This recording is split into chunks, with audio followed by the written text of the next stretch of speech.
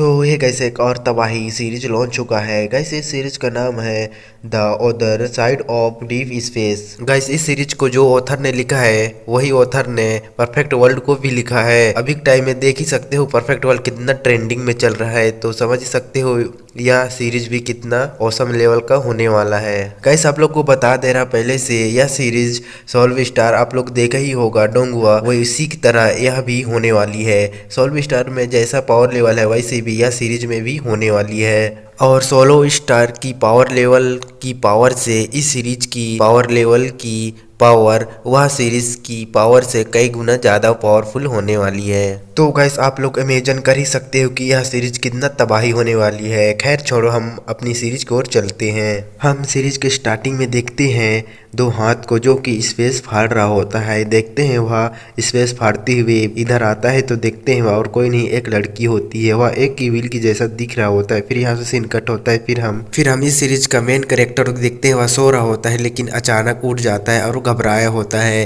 Guys अभी जो हम सीन देखे इवी जैसा लड़की को वह उसी के सपना में आया होता है। वह कहने लगता है उठते हुए कि मैं फिर से वही सपना देखा जो कि बार बार देखता रहता हूँ। फिर हमें अर्थ की बाहर को सीन को दिखाया जाता है जहाँ पर हमें देखने को मिलता है कि वहाँ बड़े बड़े बहुत खतरनाक जहाज होते हैं जो कि वह सब चाइल्ड ऑफ डेनेस्टी को पूरी तरह से डिस्ट्रॉय करने के लिए आए होते हैं। फिर हम देखते हैं एक जो कि अपनी वेपन को एक्टिवेट कर रहा होता है और एक्टिवेट करते हुए जैसे ही हमला करने वाला होता है तभी देखते हैं उसके सामने एक गॉड आ जाता है। उसका फेस देखने को तो नहीं मिलता लेकिन लग रहा होता है कि यह बहुत खतरनाक और पावरफुल होगा। फिर हम देखते हैं वह अपनी वेपन को समन करते हुए जैसे ही थोड़ा सा झटका देता है तभी देखते हैं वहाँ बहुत सारा पावर चारों तरफ फैलने लगता है। फिर यहाँ का तबाही सीन देखने को मिल पाता है। यहाँ से सीन कट होता है। फिर हम हमारा मेन कैरेक्टर को देखते हैं वह सो रहा होता है। फिर वह उठते हुए सबसे पहले अपना टाइमिंग की अलार्म बंद करता है। फिर वह कहने लगता है मैं फिर से वही सपना देखा जो पहले देखा था। गाइस अभी जो हम देखे थे तबाही होने वाला था और गॉड देखे थे सब उसकी सपना में आए थे। फिर हमारा हीरो अपनी सिटी का नज़ारा देखते हुए कहने लगता है मेरे सामने यह पूरी दुनिया देख रहा हूँ, यह अभी के टाइम में कितनी खूबसूरत है लेकिन कौन सोच सकता है कि यह लैंड 100 साल पहले कितनी खतरनाक और खंडहर था। फिर हमारा हीरो का कहते साथ ही यहाँ से सीन कट होता है। फिर हमें 100 साल पुराना की कहानी को बताया जाता है कि ये सब पुराने पृथ्वी के कंट्री के शुरू होने के दिन से शुरू हुआ। यहाँ पर बहुत खतरनाक एक विश्व युद्ध हुआ जो कि पूरी सिटी और जमीन को एक खंडर की तरह में बदल दिया। फिर एक सदी के कठिनाइयाँ के बाद बहुत धीरे धीरे एक रॉकेट बनाए। फिर वह रॉकेट से एक ऐसा ग्रह ढूंढने लगे जो कि अच्छे से जीवन यापन हो सके। फिर वह सभी को एक रहस्यमयी ग्रह मिलता है। फिर वह सभी वह ग्रह को अच्छे से छानबीन करते हैं और वह सभी को एक नए ग्रह प्राप्त हो जाती है। लेकिन वह सभी के पुराने ग्रह की पावर वह ग्रह में सबसे अलग ही पावर होती है जो कि वह सभी की कल्टीवेशन पाथ को सबसे अलग बना देती है। फिर हमें मेन कैरेक्टर को दिखाया जाता है वह अपना प्रैक्टिस कर रहा होता है। गाइस हमें हमारा मेन कैरेक्टर का नाम बताया जाता है वांग सुआन, तो गाइस हम वांग कहेंगे। फिर वांग अपना प्रैक्टिस करते हुए अपने मन में कहता है मैं तो एक मिडिल कॉलेज की छात्र हूँ और मुझे पावरफुल बनना होगा तो मुझे खुद ही अपना पाथ चुनना होगा। फिर वांग अपना प्रैक्टिस करने लगता है। फिर तभी देखते हैं वांग कुछ समय का बाद प्रैक्टिस करते करते उसका प्रैक्टिस पूरी खत्म हो जाता है। फिर तभी देखते हैं वांग के पास कोई कॉल करता है तो वांग जैसे उठाता है तो वह कहने लगता है मैं कॉलेज में वेरिफिकेशन करने जा रहा हूँ और मुझे लगता है कि इस बार मुफ्त में हो रहा है। यही मुझे लगता है कि सही मौका है करवाने के लिए और हाँ तुम यहाँ जल्दी आओ, यहाँ कुछ बेहतरीन होने वाला है। देखते हैं यह सुनकर वांग तुरंत वहाँ से जाते हुए तैयार होते हुए अपना सामान पकड़ते हुए वहाँ से चला जाता है। फिर हमें ओल्ड आर अकेडमी को दिखाया जाता है। फिर वहीं देखते हैं एक बोर्ड के सामने बहुत सारे स्टूडेंट होते हैं। फिर वहीं कुछ स्टूडेंट कहने लगते हैं कि मैं अपना वेरिफिकेशन खुद ही देखूंगा कि हुआ है कि नहीं। फिर देखते हुए कहने लगता है ओ मुझे लगता है कि फिर से इस बार वहीं लटकने वाले हैं जहाँ हम रहते हैं। फिर हम वहीं चेंग नाम का एक बंदे को देखते हैं जो कि वांग का बेस्ट फ्रेंड होता है। फिर चेंग वांग से कहने लगता है वांग क्या तुम्हें लगता है कि यहाँ कुछ अच्छा होने वाला है, या कह रहा होता है। तभी देखते हैं वहाँ बड़ी सी गाड़ी की आने की आवाज सुनाई देता है तो वह सब उधर ही देखने लगते हैं। देखते हैं वह बड़ा सा गाड़ी एक बुलडोजर होता है। फिर चेंग कहने लगता है मैंने पहले एक अफवाह सुनी है कि हमारा न्यूट्री ने हाल ही में एक बड़ा ब्रेक थ्रू किया है। अब इमर्जिंग इंटरव्यू सभी न्यूट्री की ओर जा रहे हैं, लेकिन वह कॉलेज वाले अचानक ग्रेजुएट स्टूडेंट ढूंढ रहे हैं। अब तो मुझे लगता है कि सब कुछ खत्म हो गया। फिर तभी हम एक बोर्ड पर एक लिस्ट देखते हैं जो कि जो सेलेक्ट हुए थे उसकी नाम होती है। तो उसे देखकर कुछ स्टूडेंट कहने लगते हैं आखिरकार हम सिलेक्ट हो ही गए, बहुत बढ़िया। देखते हैं बहुत खुश हो रहे होते हैं। फिर आगे कहते हैं आखिरकार हम सिंह की संग पर जा सकते हैं और मैंने जैसा सोचा था वैसा ही होने वाला है। मैं वहीं जीऊंगा वहीं मरूंगा और मुझे लगता है कि अब आराम वाली जिंदगी होने वाली है। फिर हम एक बंदे को आते हुए देखते हैं। वह बंदा एक बड़े सी अमीर फैमिली में से एक होता है और वह बहुत घमंडी भी होता है। फिर हमें इसका नाम बताया जाता है झायू यून। यह नोआ सिटी से होता है और झाओ फैमिली से बिलोंग करता है। तो गैस हम इस बंदे को बोलेंगे यून। फिर यून आते हुए एटीट्यूड से सभी से कहने लगता है क्या आप लोग को लगता है कि इस कॉलेज में आप लोग को पढ़कर आप लोग का कुछ हो पाएगा? नहीं, इसलिए मैंने इसको तोड़ने आया हूँ। और हाँ, तुम लोग अपना स्वयं ग्रैंड मास्टर क्यों नहीं बना लेते? यहाँ तो एक बेकार समूह है। फिर चेंग वांग को बताने लगता है कि यह झाओ फैमिली ही यह कॉलेज को बनवाया है, तो यह कॉलेज के साथ कुछ भी कर सकते हैं और यह झाओ फैमिली से ही बिलोंग करता है। फिर तभी हम एक ब्यूटीफुल लड़की को देखते हैं आते हुए। इसका नाम हमें बताया जाता है किमिन हान। ये भी झाओ फैमिली से बिलोंग करती है। देखते हैं वह सभी स्टूडेंट के सामने से गुजरती है तो वह सभी उसकी खूबसूरती में ही खो जाते हैं। देखते हैं कि विनहान जा ही रही होती तभी उसकी नजर हमारे हीरो वांग के ऊपर जाती है तो वह भी उसको देखते हुए आगे की ओर चली जाती है। फिर यून को देखते हैं वह कहने लगता है मेरा मुंह क्या देख रहे हो, तुरंत यह कॉलेज को यहीं पर तहस नहस कर दो। फिर देखते हैं वह मशीन से वह कॉलेज को तहस नहस करने लगता है तो देखते हैं वहाँ की स्टूडेंट कहने लगते हैं रुक जाओ, इसे कुछ मत करो, ये हमारा कॉलेज है, हम कहाँ पढ़ेंगे।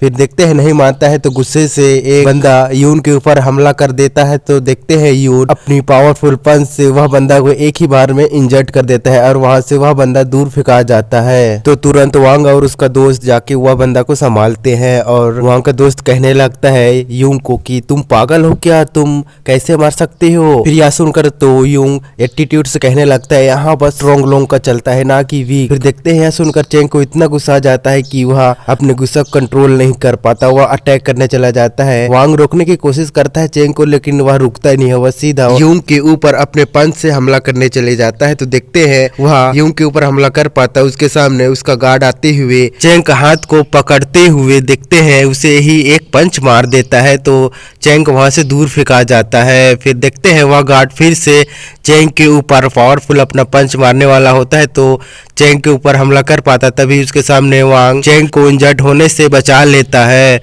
फिर देखते हैं चेंग वह गार्ड का हाथ को पकड़ते हुए कहता है कि तुम्हारा इतना औकात नहीं है कि तुम मेरा दोस्त को इंजर्ड कर पाओ। फिर वांग वह गार्ड का हाथ को मरोड़ते हुए अपना मार्शल आर्ट का यूज करते हुए वह गार्ड को वहां से पीछे को ढकेल देता है। यह देखकर यून कहने लगता है कि तुम तो मुझे लगता है कि अच्छा फाइटर लग रहे हो, तुम्हारा नाम वांग है राइट। फिर आगे कहने लगता है कि तुम लोग तो मुझे कहीं से टॉप स्टूडेंट नहीं लग रहे, तुम तो बस एक वीक पर्सन हो, तुम्हारे लिए यहाँ कहीं जगह नहीं है। यह एकेडमी जहाँ फैमिली ने बनाया है तो मैं इसे पूरी तरह से खत्म कर सकता हूँ और तुम जैसे कीड़े हम लोग क्या ही कर सकते हैं। फिर यूंग वांग से कहने लगता है तुम तो इसी एकेडमी के छात्र हो ना, तो मैं भी देखना चाहता हूँ कि तुम्हारे अंदर कितनी पावर कितनी शक्ति है, तुम मुझसे 1v1 करोगे। फिर वांग का मजाक उड़ाते हुए कहता है वे बच्चे डर रहे हो क्या, डर लग रहा है। यह सुनकर वांग कहने लगता है कि तुम अपनी पावर पर इतना ही घमंड करते हो ना तो तुम ट्रेनिंग हॉल पर मिलो। फिर हम वहीं एक पत्थर के पीछे एक बंदे को देखते हैं जो कि ये सब सुन रहा होता है। फिर यून कहने लगता है ऐसी बात है तो फिर ठीक है मिलते हैं। फिर यहाँ से सीन कट होता है। फिर हम ट्रेनिंग हॉल को देखते हैं, वहाँ सभी स्टूडेंट आ गए होते हैं वांग और यून की फाइट को देखने के लिए। फिर हम वहीं लड़की और एक लड़का को देखते हैं, वह दोनों आपस में बात कर रहे होते हैं कि क्या हमारा वांग जीतेगा इस मैच तो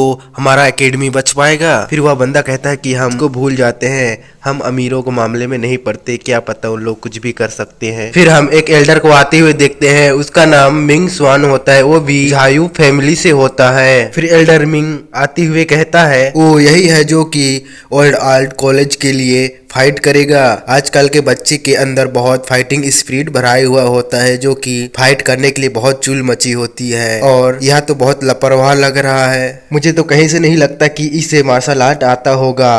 चलो कोई ना, अगर तुम इस मैच को जीत गए तो मैं तुम्हें जो फैमिली की ओर से तुम्हें मैं एक गिफ्ट दूंगा जो कि सीक्रेट टेक्निक वाली बुक होने वाली है। फिर आगे कहने लगता है कि ओ मैं तो अपना परिचय देना भूल गया, मैं यून का पिताजी हूँ, मेरा नाम मिंग स्वान है। फिर एल्डर मिंग वहां से जाने लगता है तो उसका बेटा यून कहने लगता है वांग से, उम्मीद करता हूँ कि तुम मुझे निराश नहीं करोगे। यह सुनकर फिर वांग अपनी जगह में जाने लगता है तो सभी स्टूडेंट वांग की हौसला बढ़ाने लगते हैं। फिर हम एल्डर मिंग को देखते हैं, वह अपनी जगह में बैठते हुए अपनी गार्ड से कहता है कि तुम जाओ और इस मैच का वीडियो बनाओ और इसे भेज देना। हम इस वीडियो को अन्य परिवार वालों को दिखाएंगे ताकि वह यह ओल्ड आर्ट कॉलेज के लिए ना लड़ाई करें। फिर देखते हैं एल्डर मिंग या कहीं रहा होता है, तभी वह मैच को देखने के लिए किंग हान भी आई होती है। वह एल्डर मिंग से आती हुए कहने लगती है, तुम ही हो जाओ फैमिली से जाओ मिंग स्वान। यह सुनकर तो एल्डर मिंग कहता है हाँ। फिर एल्डर मिंग कहता है आगे, हाँ आपसे मिलकर अच्छा लगा। फिर एल्डर मिंग किंग हान को बताने लगता है कि यहाँ एक बुक के लिए फाइट होने वाली है, जो कि साफ साफ झूठ बोल रहा होता है। फिर आगे कहने लगता है कि मेरी झाओ फैमिली सबको सपोर्ट करेगा और जो भी इस मैच को जीतेगा उसे एक किताब भी मिलेगी जो कि एक सीक्रेट टेक्निक होने वाली है। और यहाँ दो पक्ष लोग की फाइट होने वाली है, तो उम्मीद करता हूँ कि तुम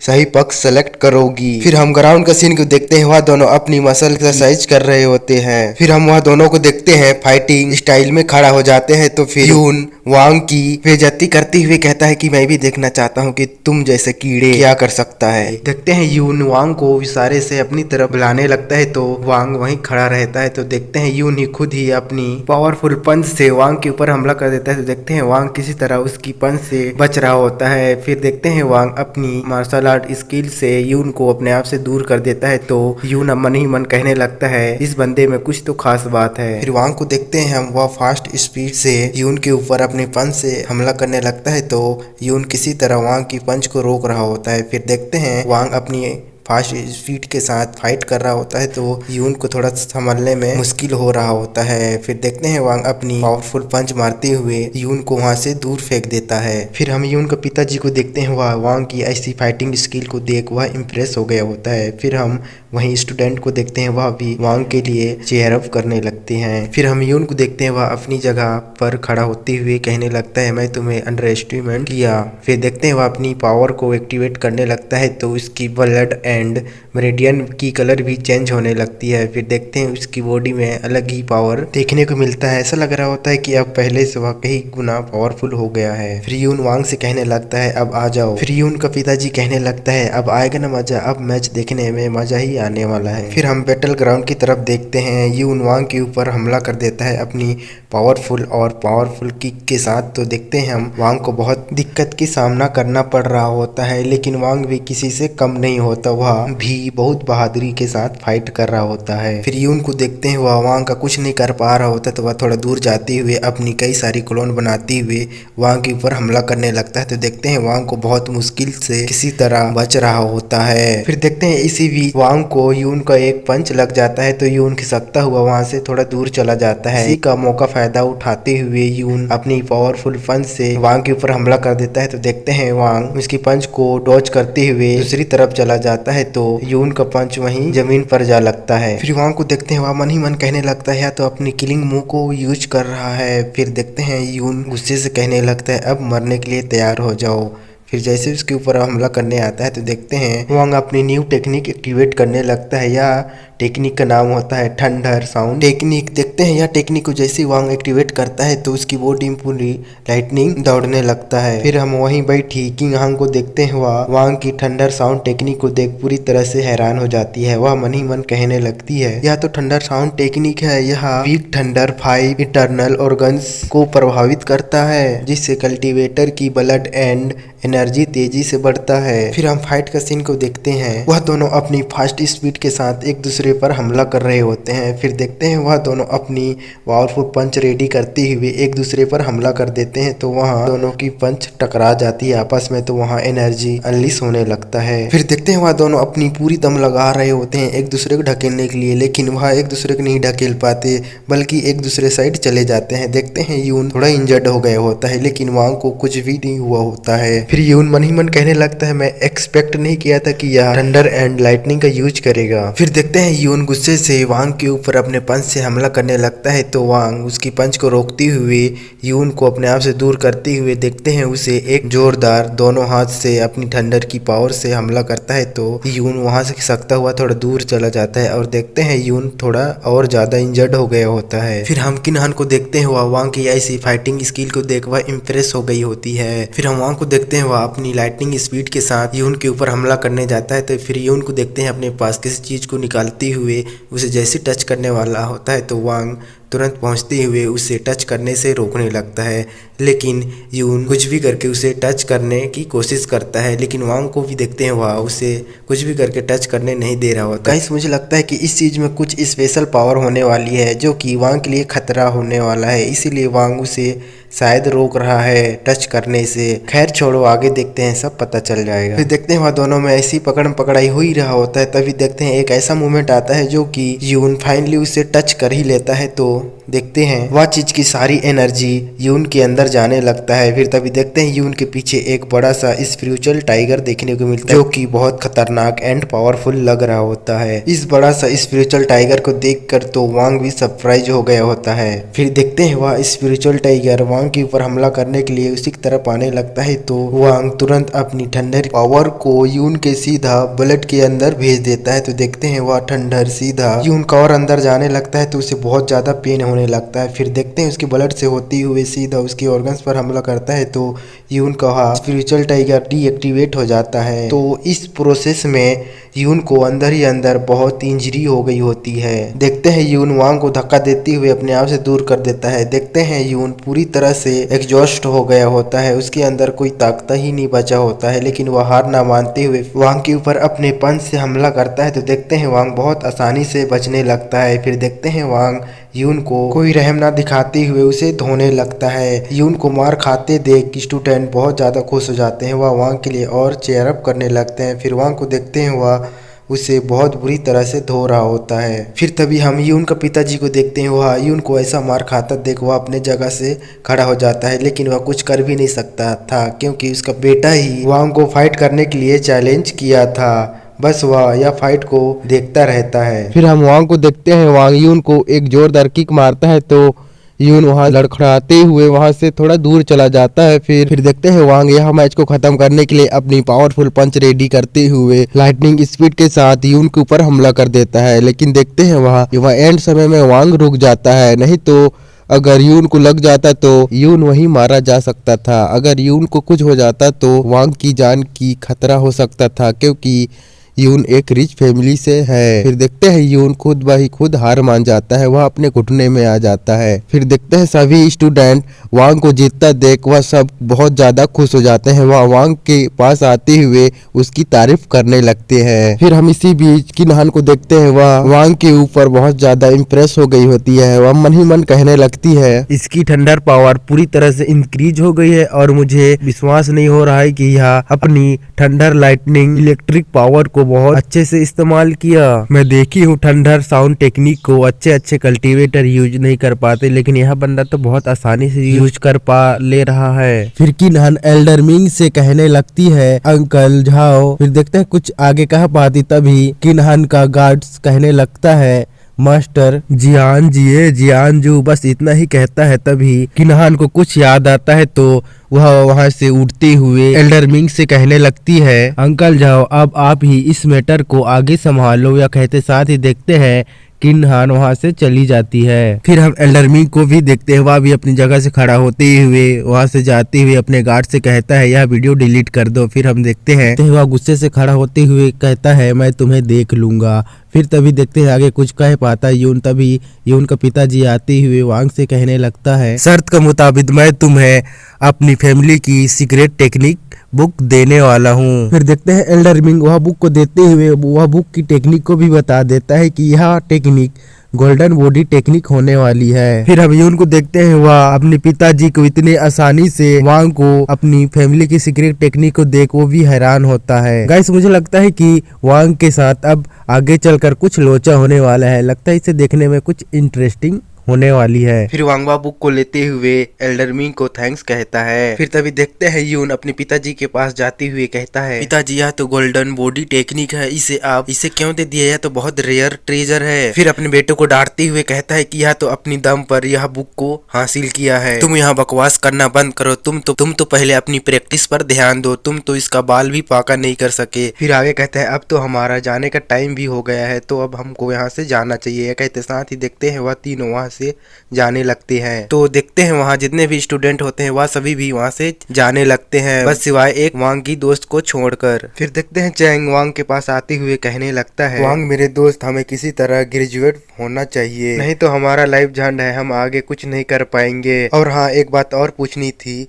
वांग मेरे दोस्त आप बताओ कि आप भविष्य के लिए क्या योजना बनाए हो। यह सुनकर वांग बताने लगता है कि किसी लक्ष्य को पूरा करने के लिए मात्र एक ही रास्ता होता है, जिसे हम लगन से करना चाहिए। और हाँ, इस दुनिया बहुत बड़ी है और यह दुनिया हमेशा कमजोर लोगों को बुली करती है, यहाँ बस स्ट्रॉन्ग लोगों की राज चलता है। अब मुझे और स्ट्रॉन्ग होगा ताकि मैं इस वर्ल्ड में सरवाइव कर सकूं।